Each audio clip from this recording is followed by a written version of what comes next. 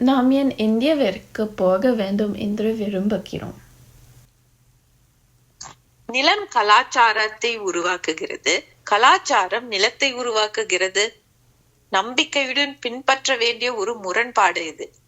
அப்போதுதான் அது புரிய ஆரம்பிக்கிறது. நான் சிங்கப்பூரில் பிறந்தேன், என் தந்தை சிங்கப்பூரில் பிறந்தார், நீ நார்வேயில் பிறந்தாய். நாம் 3 தலைமுறைகள்.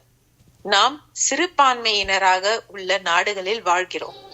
நம்மால் முடிந்த அளவிற்கு நற்குடி மக்களாக இருக்கிறோம். ஆனால் நம்மை போன்றவர்கள் இந்திய தாய்நாட்டின் அன்பு குடி போதையில் இருக்கிறோம். ஏன்?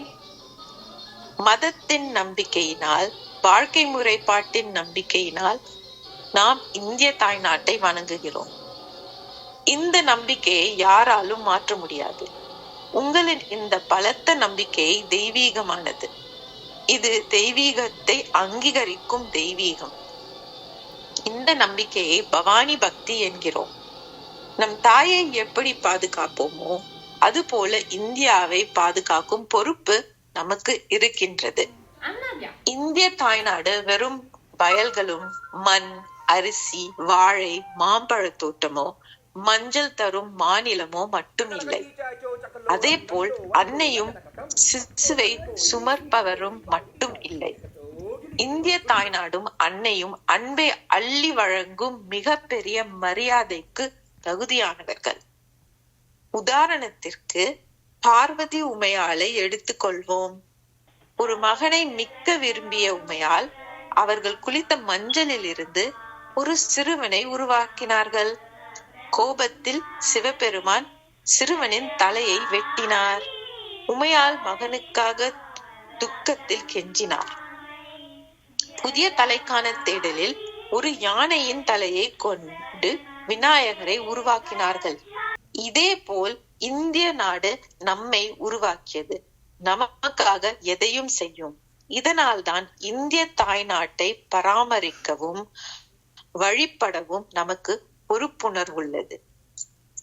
உலகத்தின் மறுபக்கத்தில் பிறந்திருந்தாலும் இதனை நாம் இன்றும் உணர்கிறோம். உமையால் கையால் விநாயகர் தெய்வத்தை செதுக்கினார். அதே போல் தெய்வத்தின் கை பூமியையும் நம்மையும் செதுக்கியது.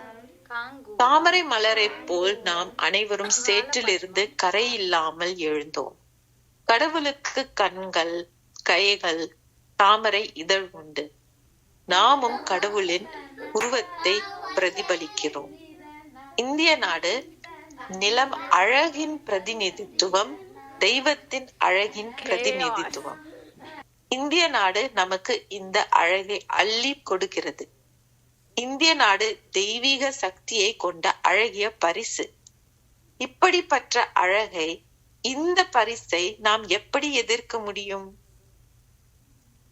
சிங்கப்பூர் அல்லது நார்வே குடிமக்களாக இருப்பதில் நாம் பெருமை கொள்ளவில்லை என்று இது அர்த்தப்படுத்துவதில்லை. ஆனாலும் நாம் எப்போதும் இந்தியாவுடன் இணைந்திருப்போம் என்பதுதான் பொறுப்பு. இந்தியாவிற்கு விசுவாசமாக இருக்கிறோம். ஏனென்றால் இந்திய தாய்நாடு நம்மை முழுமையாக்குகிறது. நம்பிக்கை, தத்துவம், வாழ்க்கை முறை, இசை, நடனம், கலை மற்றும் கலாச்சாரம் ஆகியவை கொண்ட இந்திய மாநிலம் நம்மை ஈர்க்கின்றன. நமக்கு இந்த பரிசுகளை பொழிய காத்து கொண்டுள்ளது. இந்தியாவுடன் நாம் கொண்டுள்ள உறவிற்கு பூமி புத்திரர் என்று பெயர். அதாவது நாம் அனைவரும் இந்திய நாட்டின் பிள்ளைகள். நம்முடைய ரத்தம் எப்போதும் இந்திய தாய்நாட்டுடன் பிணைக்கப்பட்டிருக்கும். தாய் இல்லாமல் நாம் இல்லை. தாயை நீண்ட காலம் பார்க்காமல் இருக்க முடியுமா? முடியாது. அம்மாவை பார்க்க வேண்டும். அம்மாவின் அன்பை உணர வேண்டும். ஆம், சரிதான். அழகான தெய்வீகமான உருவாக்கத்தை யாராலும் விட்டு விலக இயலாது.